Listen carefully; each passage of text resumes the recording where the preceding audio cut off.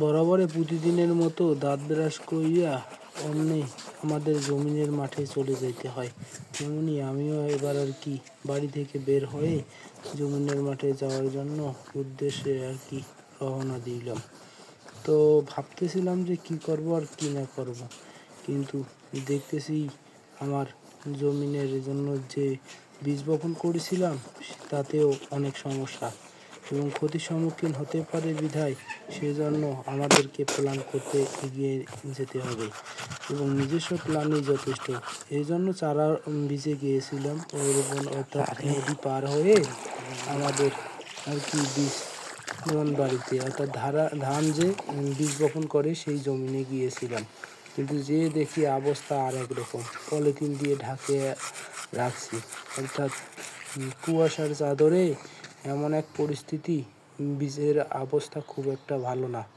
তারপরেও আমরা সঠিক সময় পলিথিনটা আনার পরেই একবারে সেইভাবে দিয়ে দিয়েছি যেন শীত কুয়াশার চাদরে এবং বীজের যে পাতাগুলো, এই পাতাগুলো নষ্ট যেন না হয়ে যায়। এরপরে এটা হচ্ছে যে সরিষা বাড়ি, এটা আমার এক বড় চাচার। আর আমরা যে আলুগুলো লাগাইছি, প্রধানত দুই জাতের আলু লাগানো আছে। একটা হচ্ছে কারেজ, আর একটা হচ্ছে যে 7। এটা হচ্ছে যে কারেজ আলু, এগুলো হচ্ছে আমার লাল আলু। লাল আলু বলতে অর্থাৎ কারেজ যেটাকে বলা হয়, দেশি আলুর মতোই আর কি। এটা সাইজ মোটামুটি ভালো হয়, ফলনও অনেক ভালো। তো এটা হচ্ছে আমার 18 শতক জমি, আর ওই পাশেরগুলো তো আরও আছে। ওই পাশেও আমার 24 শতক জমিতে একটা আছে। টোটাল আর কি 1.5 বিঘা জমির মতো আমার আলু এখনও লাগানো আছে। ওই 24 শতক জমিতে প্রায় 3 বস্তা হইতে 4 বস্তার মতো আলু লাগছে লাগাইতে। তো মূলত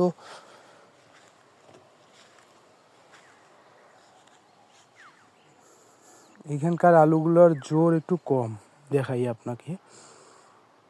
জোরগুলো কম এবং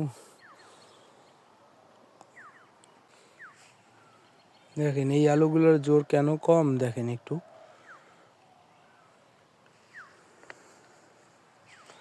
ম্যাক্সিমামে এই জমিটার যে বীজগুলো আছে, এই বীজগুলো আর কি ছোট ছোট, বেশি বড় না, একবারেই আর কি ছোট, যার কারণে এটা বীজের জন্য আর কি এই আলুগুলো লাগানো হয়েছিল। আর এরপরে 7 আলুটা দেখতে যাই, চলেন। এটা হচ্ছে আমার এক চাচার আলু। এমনি আবার বড় বড় আলুগুলো কেটে কেটে বীজ হিসাবে লাগাইছে, কিন্তু এনারও এই আলুটার জোর একটু কম মোটামুটি। তবে আমার হচ্ছে এটা জমি, আমি আপনাদের সম্পূর্ণটাই দেখাই যে আসলে এই জমির কারণটা কী। এত মেহনত আসলে আল্লাহ তাআলা সবাইকে দেয়। এই দেখেন, এটা হচ্ছে আমার আলু, মোটামুটি ভালোই আছে। এবং আমি যেটা দেখেছি যে আসলে সারের ব্যাপারটা একটা কথা বলি, যে কম্পোস্ট সারগুলো যদি যথাযথভাবে দেওয়া না হয় এবং প্রয়োগ করা না হয়, তাহলে চাষাবাদের ক্ষেত্রে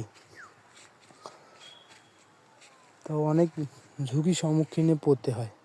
আমরা কৃষক যারা আছি, তো ম্যাক্সিমামে অর্থাৎ যারা কৃষি চাষাবাদ করি, কম্পোস্ট সারগুলো ভালোভাবে প্রয়োগ করতে হবে।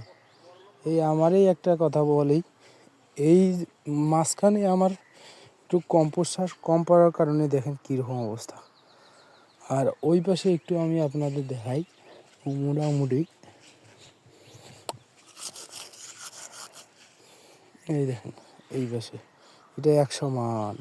তাহলে নিজে যারা কাজ করেন তারা একটু দেখে শুনে নেবেন এবং অল্পের জন্য যেন ক্ষতির সম্মুখীন না হন। তো ঠিক আছে, রোদ না থাকার কারণে কি অবস্থা দেখেন, পালা চড়াচ্ছে। অর্থাৎ কুয়াশায় যে ইয়েগুলো হয় সেগুলো হচ্ছে গাছ পুড়ে যাওয়ার মতো হচ্ছে। তবে রোদ যদি থাকতো এগুলো সমস্যা দেখায় দিত না।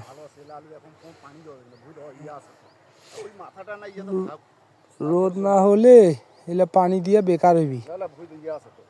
হ্যাঁ, রস তো আছে মোটামুটি, ভালো আছে, গাছও ভালো আছে।